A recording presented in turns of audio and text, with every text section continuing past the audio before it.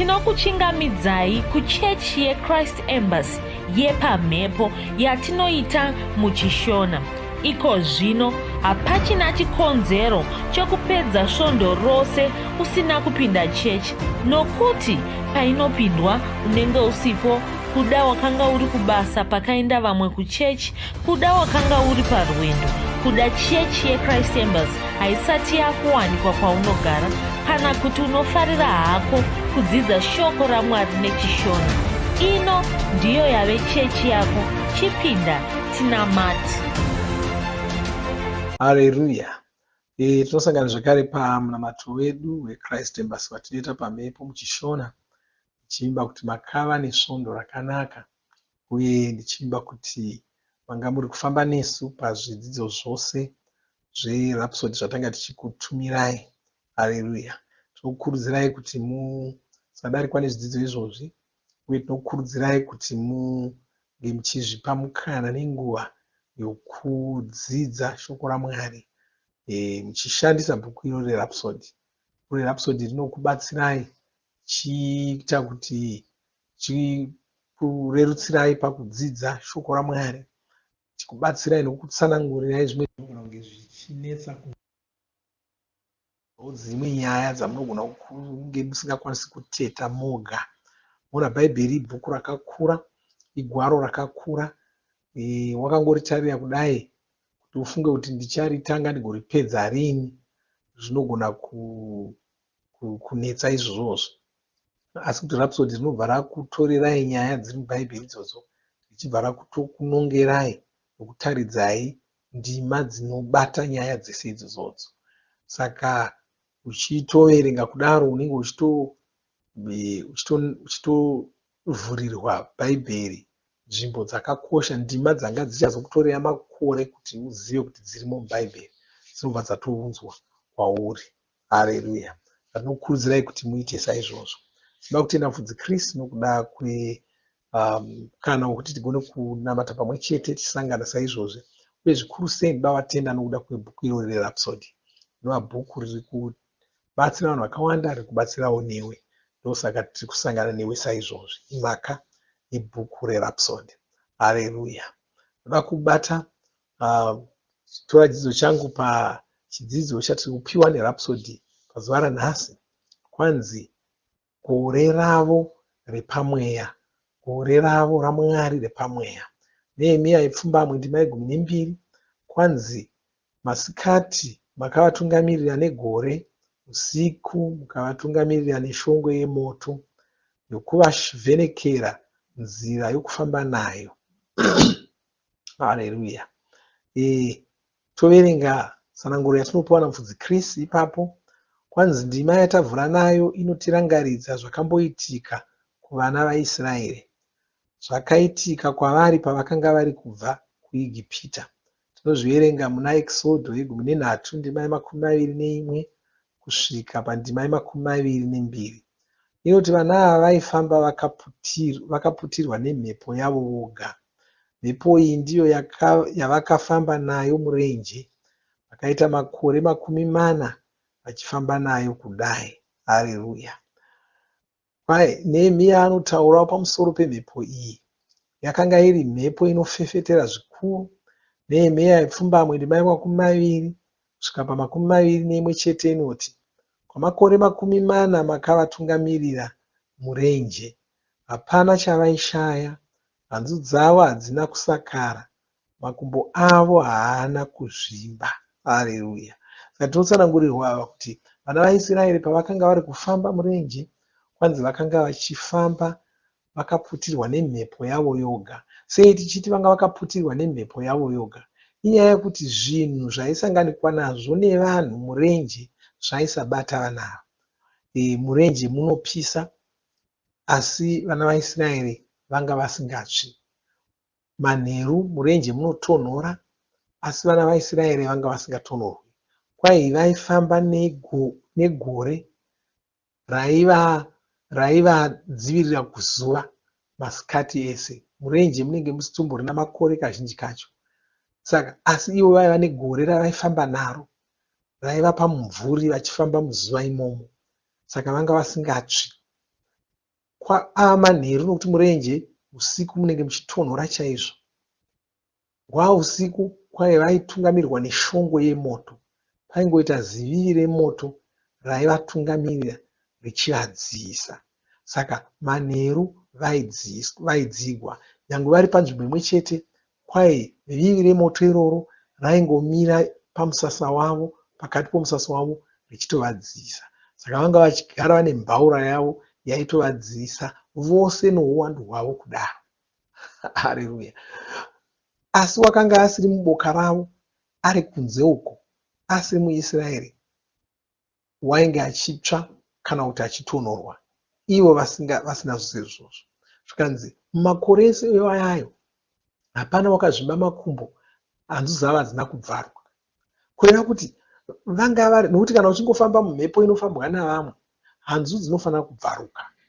Mukatora chinhu mukachikanda panze apo, ringava bepa, ringava jira kana ringava chii, mukarikanda panze apo richitsva nezuva, richitonhorwa nechando, richitsva nezuva, richitonhorwa nechando, richisangana nemhepo iri panze apo, munoriona rasakara, munoriona rabva ruvara, munoriona risina kusimba. Ukazoribata kudaiwo rinongobvaruka, rinongodhadhuka, bvamu ratobvaruka.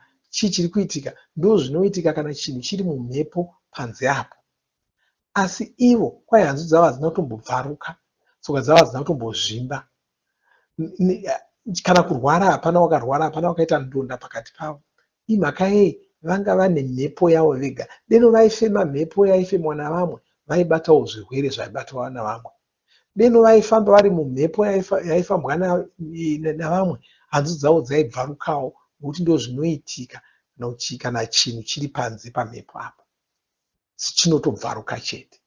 Asi zvavo hazvina kubvaruka.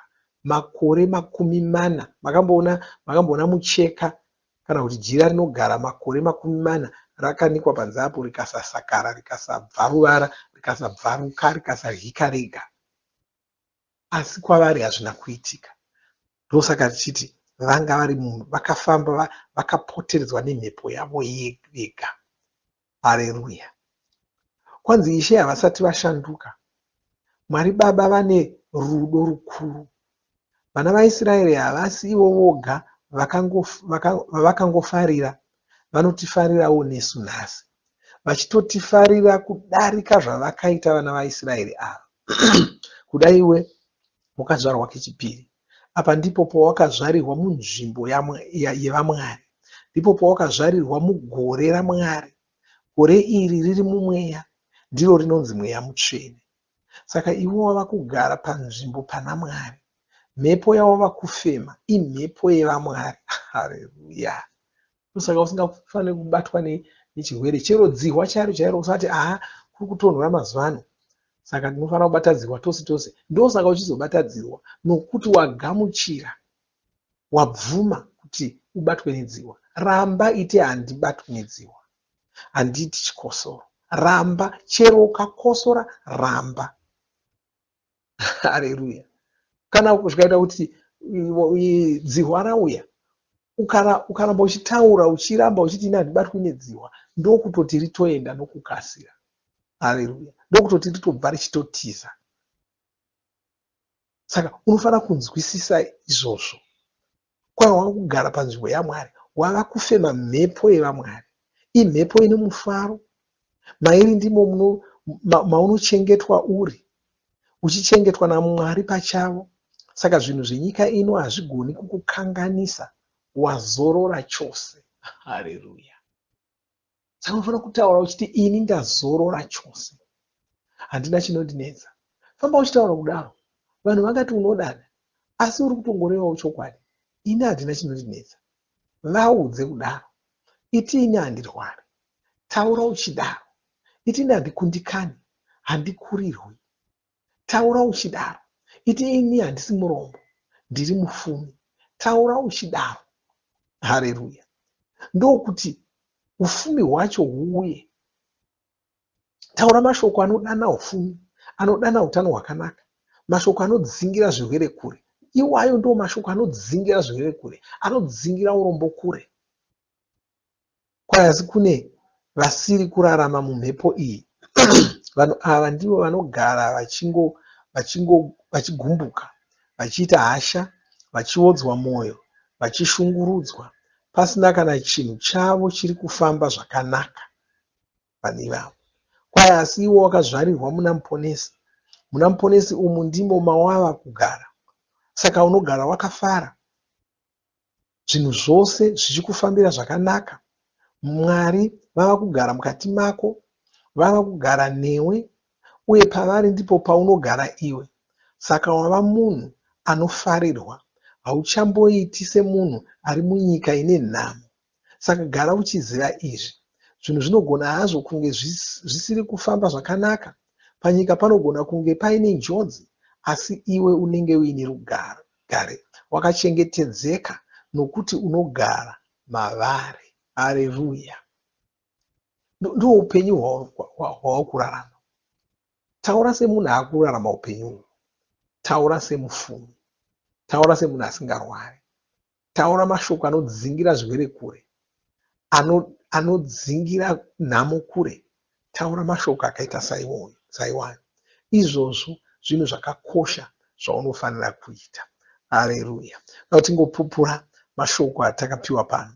Iti Baba vandinoda, munogara mandiri, munogara neni, uye pamuri ndipo pandinogara. Saka ndava munhu anofarirwa. Handichamboiti semunhu ari munyika ine nhamo. Ndakazvarirwa kudenga. Ndiri pano panyika hangu, asi upenyu hwandiri kurarama ndehwekudenga. Ndinoriritirwa nerudo rwenyu, ndichifukidzwa neunyoro hwenyu, nekururama kwenyu.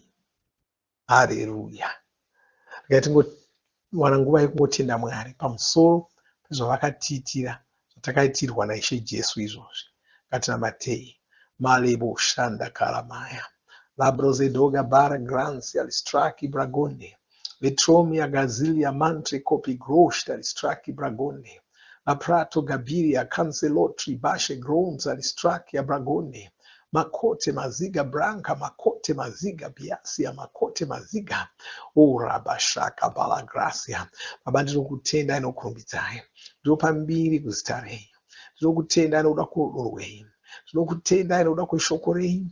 Ndinokutenda inoda kuzvamakatiitira, zvatakaitirwa naIshe Jesu. Haleluya! Baba ndinokutendai kunyange nemumwe nomumwe ari kunamata neni. Ndotaura maropafadzo pamusoro poupenyu hwake.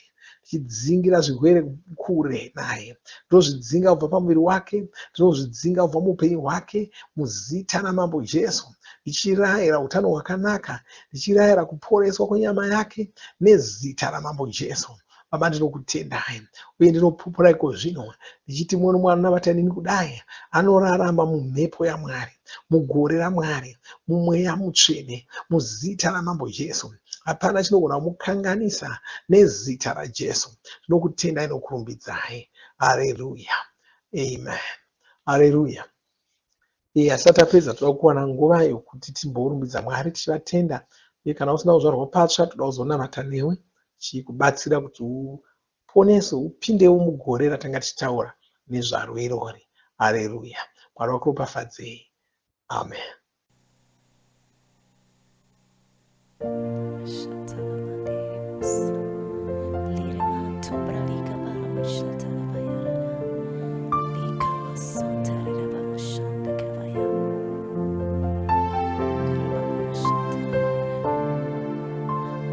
Zvose zvamanditira Ishe ndinotenda, mandita mukundi, hapana chandinotya, kundipa mufaro, kundipa rugare, pane zvose zvamanditira Ishe ndinotenda, mandita mukundi, hapana chandinotya, kundipa rufaro, kundipa rugare. Ndinokutenda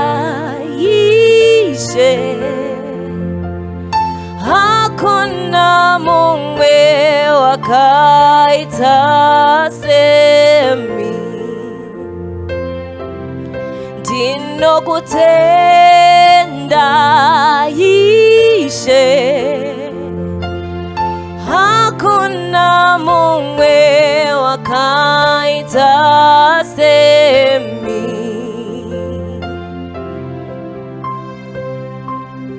Rudo rwenyu haruperi, munondikonera nguva dzose.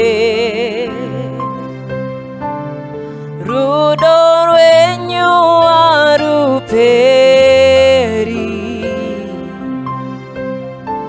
munondikonera nguva dzose. Rudo rwenyu haruperi, munondikonera nguva dzose. Rudo rwenyu haruperi, munondikonera nguva dzose. Ndinokutenda Ishe, hakuna mumwe wakaita semi. Ndinokutenda Ishe, hakuna mumwe wakaita semi. Ndinokutenda Ishe, hakuna mumwe wakaita semi. Oh, hallelujah. Saka.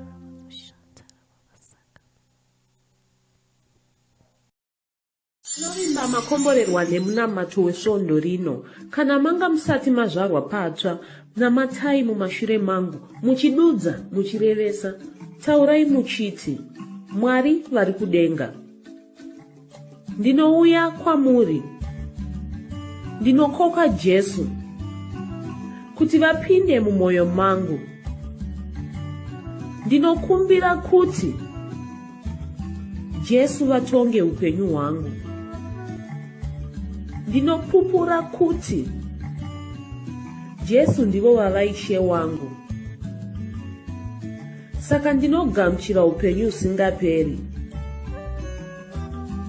mumweya mangu. Ndazvarwa patsva, ndava chisikwa chitsva. Ndinokutendai. Amen.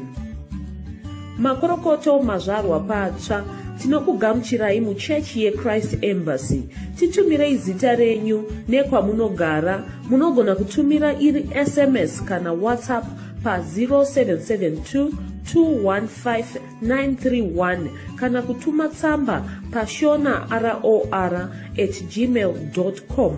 Muchida kupa mpiro yenyu neEcocash, rovai namba *151*2*5*58225# motevera zvinenge zviri kutaurwa neEcocash ipapo. Kana muine nhare dzemazuva ano, munogona kushandisa KingsPay kupa mpiro yenyu. Shandisai kodhi inoti TNIOG nemavara makuru. Tinoda kukuzivisai zvinotevera. Tinokurudzira kuti musadarikwe nezvidzidzo zveRhapsody. Zvidzidzei kuti shoko riwande mamuri, mugone kumirisana nezvinhu zvinonetsa muupenyu. Tinodavo kuzivisa vane nhare dzeEconet kuti *205# vava kugona kuwana Rhapsody panhare dzenyu kunyangwe musina WhatsApp. Rovai nhare idzi muwane Rhapsody panhare dzenyu zuva rimwe nerimwe.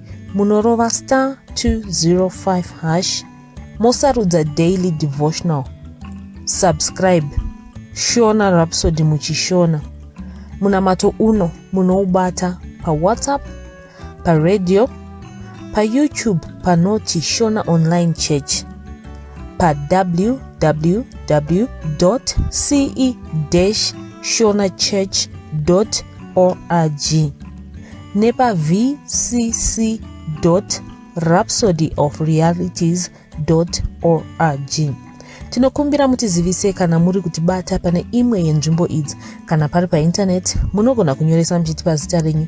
Kana pari pawhatsapp tinyorerei tigopota tichikutumirai zvimwe zvidzidzo, kana kutitumira sms pa0772 166 928. Ivai nesvondo rakanaka.